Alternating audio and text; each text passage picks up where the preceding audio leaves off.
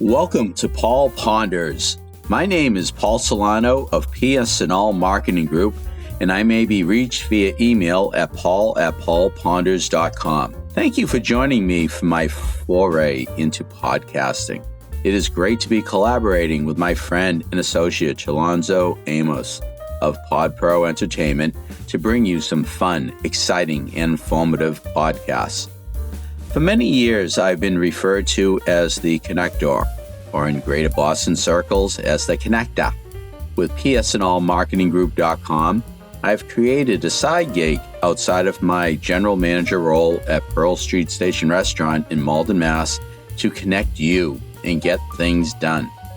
I'm happy to talk to you about a whole assortment of activities like comedy shows, musical festivals, special events, fundraising, book signings, audiobooks, voiceovers, past writings, business development, real estate, and more. Please do not hesitate to reach out to me at paul@paulponders.com with any questions.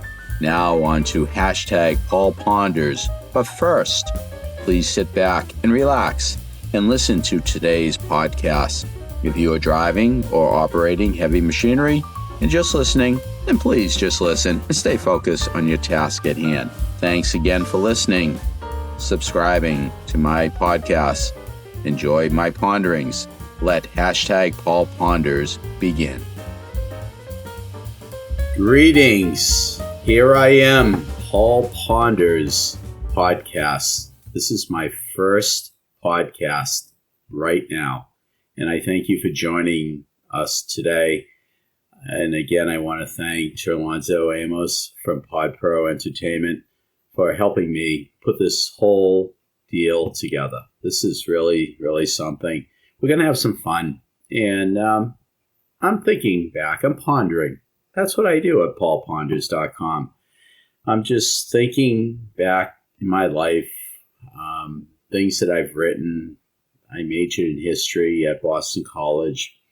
I used to write many papers each week. I love writing.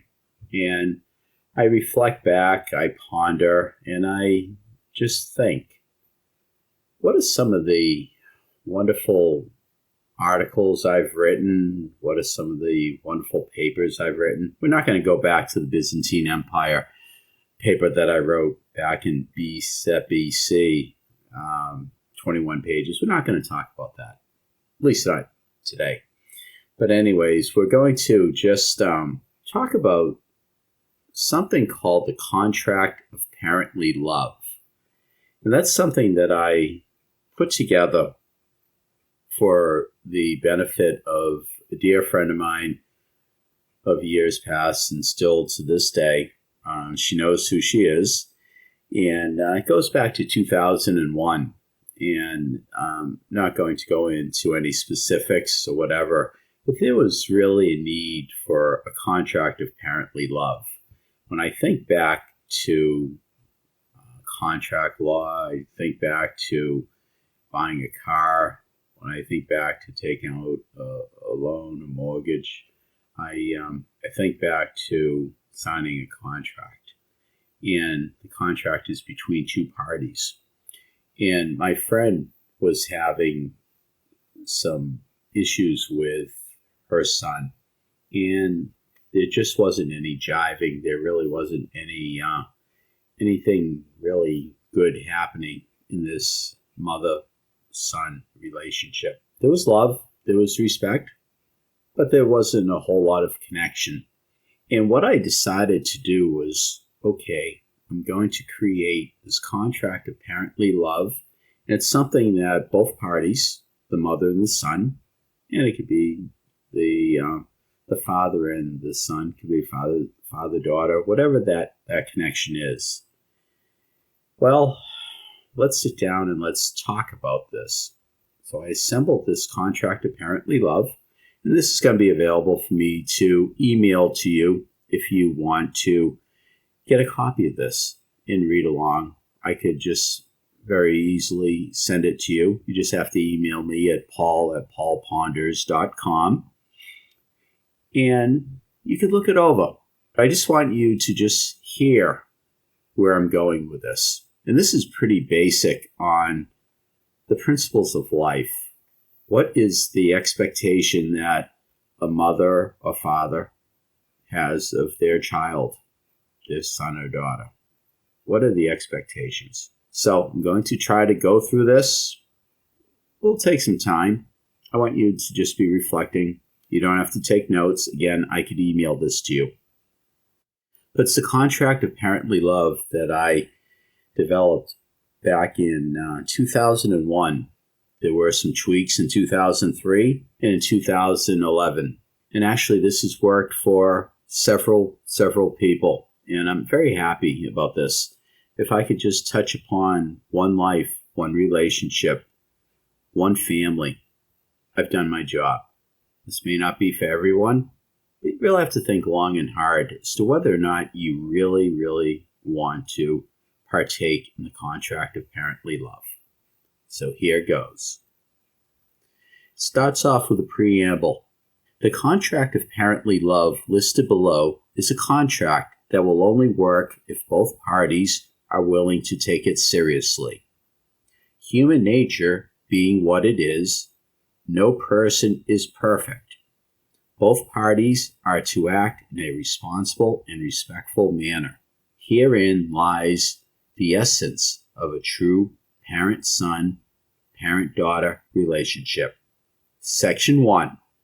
I, state your name, hereafter referred to as a parent, hereby swear that I will continue my loving, nurturing, and caring ways as the parent of one, state the name, hereafter referred to as son or daughter. Please circle. Section 2. I, state your name, hereby swear that I will continue my loving, caring, and devoted ways as the son/daughter of fill in the blank. Section 3. I, as the parent, hereby expect and demand the following attributes and conditions of what a parent truly deserves from a son or daughter. Responsible for own actions and prepared to suffer the consequences. Acceptance of others. Patience, kindness, support. Respect, proper tone when speaking. No vulgarity in home and consideration of others in the household. Honesty at all times. Open lines of communication and trust in one another. Listen when others are speaking. Help each other when help is needed and share in family time. Willingness to work together as a family unit. Willingness to participate in household chores and projects and not expect things. Willingness to make the time for family, dinner, church, and family gatherings. Respect for family rules, curfew, and no tolerance of alcohol and drug use.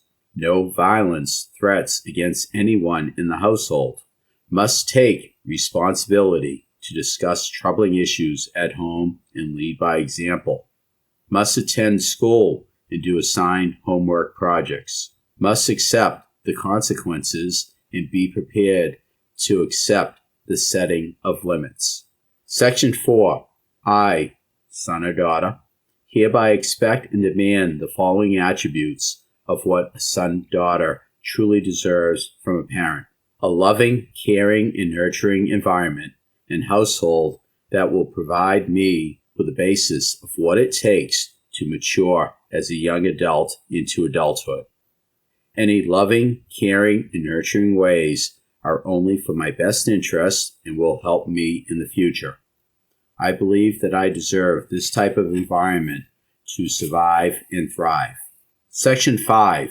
I, son or daughter, hereby swear that I will try my absolute best to meet the attributes and conditions set forth in Section 3 by my parent. I understand that any deviation or non-compliance of the said environment and household will result in termination of the said contract. Section 6. I, the parent, hereby swear that my deviation or non-compliance of the rules set forth will result in termination of the said contract and likely expulsion from the said environment and household immediately. Section 7. I, the parent, hereby swear that the rules set forth are love, honor, respect, safety, and devotion from a true son or daughter. Section 8. I, the parent, will reluctantly petition the Child Custody Division of the Family Court to transfer the physical and parental custody of said son, daughter to whomever upon review of all facts leading up to this event. Section 9. Any termination of said contract will set the ground rules for living in an environment and household without the parent. Section 10. This contract is signed under the pains and penalty of perjury on whatever day in the year 2000 by the undersigned. And there's a place for the parent to sign and the son and daughter to sign. So there you have it. That's the contract of parently love. Now, some of you may be listening to this and you're saying, wait a second, what do you mean? What's that about Section 8? I, the parent, will reluctantly petition the Child Custody Division of the Family Court to transfer the physical and parental custody of said son and daughter to, upon review of all facts leading up to this event. What do you mean? I would never do that to my son or daughter. The son or daughter would say, you would never do that to me. And the parent would have the courage to say, well, we've reached the point of no return. You're not just being a brat. You're not just being a horrible child. You're just not getting it. You're not getting what the essence of our relationship is. I want you to reread this. So what happened in this first instance, and I just speak of this first example, is that the mother and the son sat down, they did some crying, and they reached an agreement. And they both signed this agreement. Well, to make a long story short, to make it bearable and all, I'm very happy to say that 21, 22 years later, the son is leading just a great life, 4 children, married, 4 children, and he's really made something of himself. And he had a mother who really, really cared for him because this young man at the time at age 13, 14 was headed down a very, very dangerous slope, very dangerous path. So this worked. So what happened was I published it in the old Malden Observer in the 2000s, and they printed that. And I will tell you that it really affected a lot of lives. I sent out quite a few copies, and some people called me and thanked me. Other people said, yeah, this isn't for us. And that's okay. There's no right or wrong answer in this whole process. But again, I am willing to send this contract to you for you to look at, to analyze. Feel free to amend it. There's no trademark on this, even though I do have a copyright on it on the bottom of the contract. But it's something that I want you to just look at this. And I want you to read it. Let's look at the essence of what it is to be a parent. I have 2 beautiful daughters and a wonderful stepson from my second marriage. And it's something that we have to walk the walk and talk the talk in life and just deal with these situations at hand. And just looking at what's expected of your children. Your children expect of the parent and all. If you could go to City Hall and you could get a license to I don't know, what do you need a license for these days? What do you need a permit for? Let's think about that. All the things you need a permit for, but you need a permit to be a parent. You need a license to be a parent. The answer is simple. So I think that's about it for my first podcast.